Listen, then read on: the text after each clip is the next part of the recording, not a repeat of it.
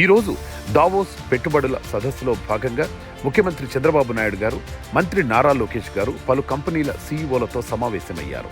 భారతదేశం నుండి చాలా రాష్ట్రాలు పెట్టుబడుల సదస్సుకు హాజరైన ఆంధ్రప్రదేశ్ ప్రభుత్వ విధానాలు, చంద్రబాబు గారి స్థిరమైన పారిశ్రామిక పాలసీ తెలిసిన పెట్టుబడిదారులు ఆంధ్రప్రదేశ్లో పెట్టుబడుల అవకాశాల మీద ఎక్కువ శ్రద్ధ చూపించారు.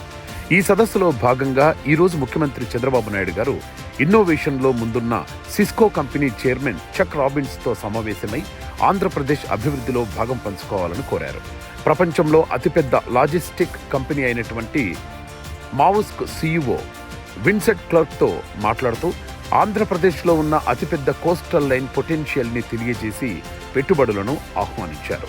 అనంతరం ఎల్జీ కెమికల్ సీఈఓతో భేటీ అయి ఆంధ్రప్రదేశ్లో పెట్టుబడుల విస్తరణ మీద చర్చించారు.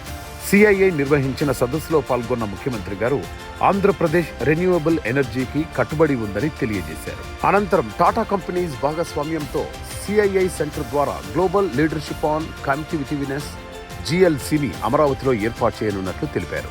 దీని ద్వారా దేశ విజన్ 2047కి మార్గం సుగమం చేస్తూ advanced skill development and capacity building, industrial కనెక్టివిటీనెస్ ని బూస్ట్ చేయడం మరియు అడ్వైజరీ సర్వీస్ అందించనున్నట్లు తెలియజేశారు.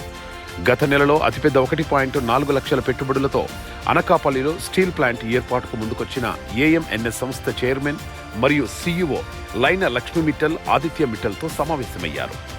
దావోస్ సదస్సులో ఆంధ్రప్రదేశ్ లాంజ్ ప్రారంభించిన మంత్రి నారా లోకేష్ గారు JF ఫోక్స్కాన్ CEO ఈకీ డ్రోఫ్తో సమావేశమై ఆటోమొబైల్ దిగ్గజాలు ఇజుకి కియా, ఈసీజు కియాలు ఆంధ్రప్రదేశ్లో అతిపెద్ద ప్రొడక్షన్ యూనిట్లను ఏర్పాటు చేసిన విషయాన్ని ప్రస్తావిస్తూ JF ఫోక్స్కాన్ సంస్థ చాపిస్ మాడ్యూల్స్ ని తయారు చేసి యూనిట్ స్థాపించాలని కోరారు.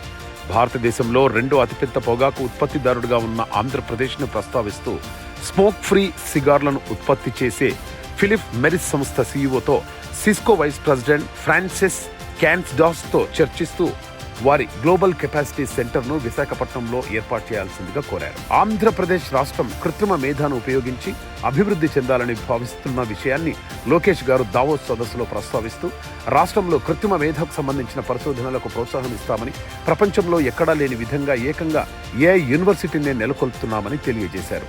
ఫుడ్ ప్రాసెసింగ్ మరియు కమోడిటీలలో పేరెన్నిక గన్న కార్గిల్ సంస్థ సీనియర్ వైస్ ప్రెసిడెంట్ డేవిడ్ వెబ్స్టర్తో నారా లోకేష్ భేటీలో భాగంగా దక్షిణ భారతదేశంలో ఆంధ్రప్రదేశ్ కలిగి ఉన్న 8.5 మిలియన్ హెక్టార్ల వ్యవసాయ భూమిని గుర్తు చేస్తూ ఆహార ఉత్పత్తుల ప్రాసెసింగ్ రంగంలో పెట్టుబడులను ఆహ్వానించారు. వరల్డ్ ఎకనామిక్ ఫోరం ఆధ్వర్యంలో ఎన్విరాన్మెంటల్ కన్జర్వేషన్ మీద రౌండ్ టేబుల్ కాన్ఫరెన్స్లో పాల్గొన్న మంత్రి నారా లోకేష్ గారు పెరుగుతున్న ఉష్ణోగ్రతల్ని అదుపు చేయడానికి క్లీన్ ఎనర్జీ మాత్రమే పరిష్కారమని తెలిపారు. ఇప్పటికే చంద్రబాబు నాయుడు గారి ఆధ్వర్యంలో ప్రపంచంలో అతిపెద్ద ఇంటిగ్రేటెడ్ రెన్యూవబుల్ ఎనర్జీ స్టోరేజ్ ప్రాజెక్టుని ఏర్పాటు చేసిన విషయాన్ని గుర్తు చేశారు.